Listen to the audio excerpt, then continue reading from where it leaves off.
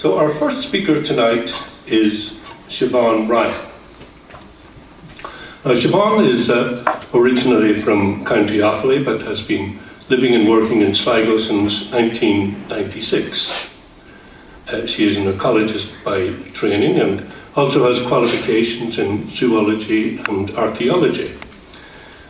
And she has a master's in biodiversity and planning.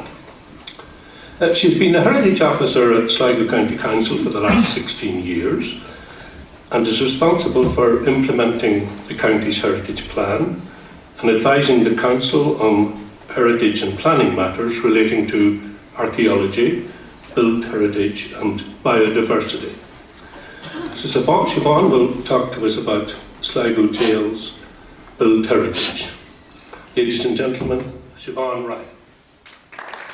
Very much. I don't know about the expert bit, but I will definitely do my best to, I suppose, reflect back the stories and the information that I have picked up since we started working on the jail in 2003. And I suppose the role that I have here this evening really is to give you a feeling for the building itself and to give you one, I suppose, human interest story around that. The jail, you can see here from the Lawrence photograph taken from the Green Fort, was built on virgin land to the east of Sligo on a 6.5 acre site. And it replaced earlier session houses or earlier jails, which I suppose would have been, the last session house would have been located at the courthouse in Sligo and would have been in place since about 1780. It would have been an unregulated prison, and it would have had about 5 cells, and there are accounts from McTurnan that there would have been about 120 prisoners within those 5 cells, all mixed up together. So you had men, women, children, lunatics, criminals, debtors, all in together. And I suppose that by the time that ideas turned towards actually establishing a county prison or a county jail, the whole approach to how people were incarcerated had changed. And this was led really by two prison reformers. One was John Howard and the other one was Jeremy Bentham. And they thought that, okay, people are going to serve their time, they're going to be incarcerated, they have to do the time and serve the punishment. But there's also an opportunity to reform that person while they're in prison. And that led to the whole idea of having a more civic-minded and a more, I suppose, community-led approach to prisons and the role that they play in society. And I suppose from that ideology, the building form of the prisons that we now have across Ireland, the older prisons, developed from that. And there basically came down to 2 plan forms. One was the radial prison, and the other one then was the polygonal plan form, which we have in Sligo. And the idea of that plan form, when it's based on the shape of a semi-polygon, is that it's an idea called the panopticon, which is the all-seeing eye. So at the centre you had Governor's House, and arranged around that in a semi-polygon shape you had the cell blocks themselves. And the idea was that the governor had oversight of the prisoners while they were in the prison themselves, but he also had oversight of the warders and the wardens as they actually operated the prison on his behalf. So by the time the new theory had been established and you were looking at a new way of building prisons, Sligo got its opportunity in 1813 when the grand jury appointed 3 commissioners to oversee the development of the jail. So we had appointed to that position was Owen Wynne, Edward Cooper and also John Irwin. And the jail was built to a design by Reverend Beecher, and which was approved by Francis Johnson, who was a preeminent architect with the Office of Public Works in 1814. The building was built by John Lynn, who was a builder of local repute, and he was also responsible for Ballymote Courthouse. He was responsible for Lissadell Church of Ireland and also the Congregational Church in Stephen Street in Sligo. So he has left his mark in Sligo in relation to building over time. The building was built in Ballysadare limestone and was built more or less between the period of 1815 and 1822. And it's wonderful that we're here 200 years on from the time when that first probably foundation stone was laid in 1815. The first prisoners moved into the prison in about 1818, and I suppose that the prison was built in a series of phases, so it wasn't just all built in one building process. And I suppose that the prisoners who moved to the new jail in 18 found that it was like, I suppose, reaching the shores of Havana, in one sense that they each had a cell to themselves. There was a separation between men, women, children, lunatics, debtors and criminals. So the situation had completely changed, and I suppose their needs, as well as serving their punishment, was being looked after. This is a plan of the jail from the Inspectors of Prisons report, and it's also in McTiernan. And it gives you that idea. It really gives you the plan form for the prison itself. And G in the centre is the governor's house. So you're looking down at it like a blackbird flying over the prison itself. And it's arranged there in a north-south axis, as the way it is actually on the ground. The cells are actually arranged in a radial pattern right around it. And C is the cookhouse, so where the prison actually was, where most of the food was prepared for the prison. F over on the right hand side would have been the female prison wing, and L would have been the laundry. And the two H's on the bottom right hand side would have been the hospital. E is the guard house, which would have been the front of the prison itself. D on the left hand side is for the debtors' prison. S, just above that, is the solitary confinement cells, and T is the treadmill, which would have operated both as a place for raising water to the prison itself from the Garvogue River, and also as a place where the prisoners would have stepped on a treadmill, doing about 14,000 steps a day over a 10-hour period. So it was also used for hard labour. This is a gorgeous map of the prison in 1875, and it really is just a beautiful map, and it shows us, it's from the Ordnance Survey, and this came from Fiona Gallagher, and it shows the layout of the jail in more detail. It shows how the different staircases and how the cells were actually divided up. And I suppose that by this time what we notice is that we have the treadmill, which was added later in 1823. We have boundary walls, which were built 20 years after the first prisoners occupied the prison. So that would have been between 1841 up to 1844. And gas came into the prison about 60 years after the first prisoners entered the prison in about 1879. So luxury was high on the agenda, and things were looking up in terms of hot water being supplied, sanitary improvements being arranged, sanitary arrangements being improved, and things were definitely much more a habitable place to be. Now the image, you would have seen the image out in the foyer at one of the stands here earlier on, and this, we're so lucky to have this image. It's just absolutely wonderful, and came from the National Library, and it was taken by Captain Alexander Morgan by the Air Corps, and it was taken in about between 1954 to 1957, so it's just a few years before the closure of the prison itself. And you can see the council housing to the south of it, and there's lovely stories from the people who still live in the houses there, between the relationship that they had with the prisoners, in terms of, you know, the prisoners waving hankies out from through the cell bars, shouting out across to them from the prison windows, and also in terms of a market stall being available there to sell the excess produce that was produced by the prison in terms of vegetable growing, if they had more than enough for themselves. Just to give you, in terms of the modern look of it today, this is the Governor's House, which is at the centre of the whole site, and which has that all-seeing eye role.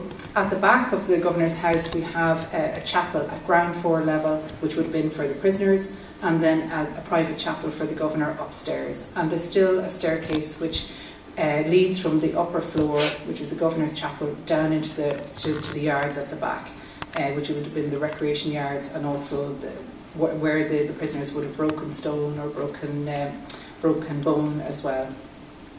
The three-storey cell block, it looks better than this now because some conservation works have been taking place to the actual windows.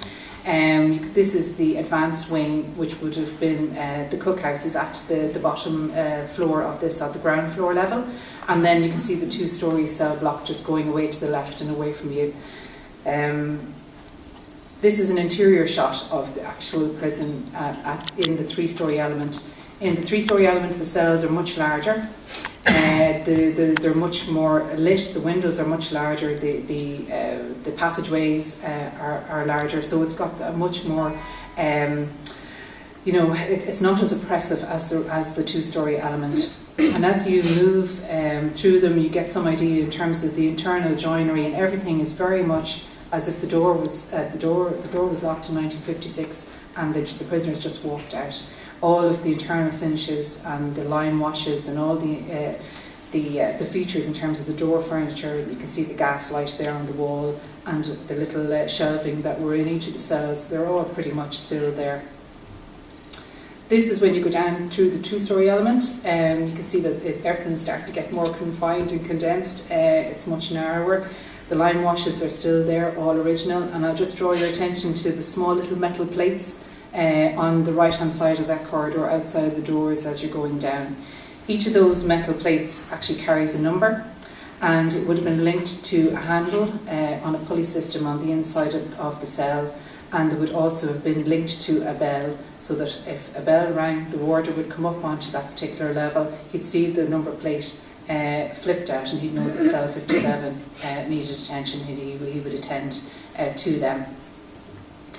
It's fantastic to kind of walk through the jail in different lights, and I suppose this is a shot of the cells that are down in the two-storey element. This is actually a cell that has been broken into two cells, have been merged into one, and it's a much smaller window.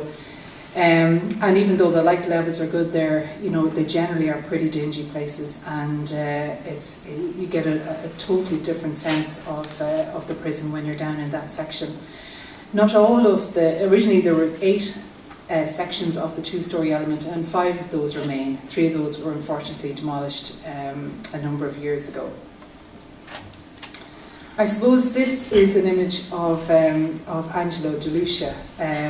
And this is, suppose, the human interest story that I wanted to... It certainly caught my imagination, and I'm sure that many people in Sligo would have heard of it or had some sense of it. And basically the De Lucias, Rosa, his wife, and Angelo De Lucia lived they had an ice cream parlour in EJ's menswear, which is now the EJ's menswear shop.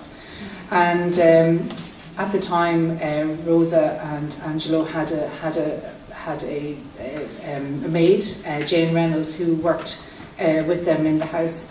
And Jane and Angelo struck up in a relationship, and as you do, and they contrived to basically take Rosa out of the picture. So Rosa was dispatched with a hammer one night between both Jane and Angelo coming in to finish the job.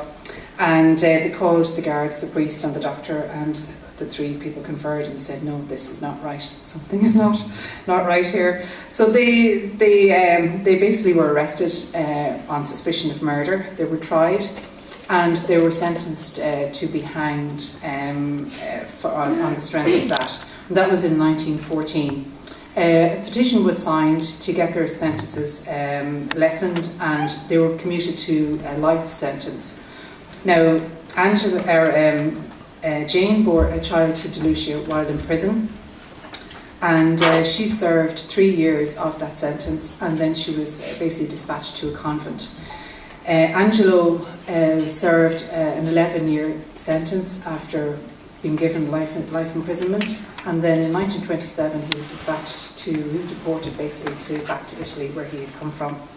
But I suppose what even though that story is very engaging and it kind of grabs your imagination, I was always wondering, I wonder what they look like. I wonder actually, physically what they look like. I wonder, is there any photographs? Is there any drawings of them? Is there, any information like that? So we were doing a book at the time, and we said, okay, we'll try and find out if there's any prison mugshots taken of these people at the time from the National Archive. We wrote to the National Archive, and we got these images back. And I still remember opening the CD and actually seeing their faces for the first time, because the story became so real when you could actually link a physical picture to the actual story you had heard so many times in so many different versions. And this is a picture of Jane. And it's just extraordinary to know that there are so many other stories and so many other people that have these images which are waiting for people to explore, and their stories to explore, because they are the stories of the jail, and they make it so, they're so rich, even in terms of, we have very, very high profile stories, but there's the ordinary stories as well of the ordinary people which need to be explored. This is a modern aerial of the jail, and it shows you the state it's in now. There's about 45% of the jail missing.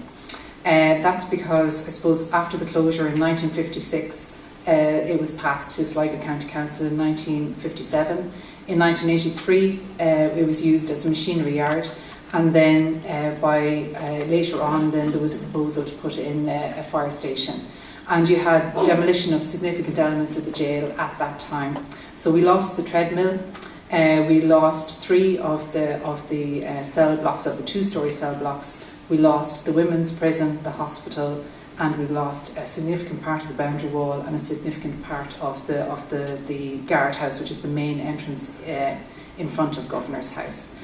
But I suppose that when you walk around it, there's still enough there really to tell the story, and it's fantastic to have a physical building to walk around to actually animate those stories as well. So we have a conservation plan for the building, which was adopted by the council in 2010, which recognises that this building is significant, that it's of national importance, and as much as possible we try and open the jail to the public within the constraints that we have, as well as trying to deal with archives and trying to continue with the conservation programme as well. Usually the opportunities present themselves because we're involved with other groups in collaborative actions or through peace work as well. And there's also an opportunity as well to do something a little different as well with the County Sligo Youth Theatre, and Bob Kelly was involved in this in 2010. And also more recently the Sligo Youth Theatre came back in and animated the spaces in a way. We've had videos shot in the jail, people coming in taking photographs. It's something that is very immediate to people, and they really, really want to get in there and take a look at it and experience it for themselves. And as much as possible we try to facilitate that. But just to come back to the jail itself, I suppose that we're in a position that it's wonderful to have an event like this to actually celebrate the jail, and really to bring people's minds back to it, because I know that when we started talking about it as a county council in terms of a property being in our care, there was very, very little awareness of it, and that goes back as far as 2003. And I suppose that I suppose you're always telling the story in terms of trying to get people engaged with it, and trying to encourage, I suppose, just good approaches to the jail itself in terms of its future management.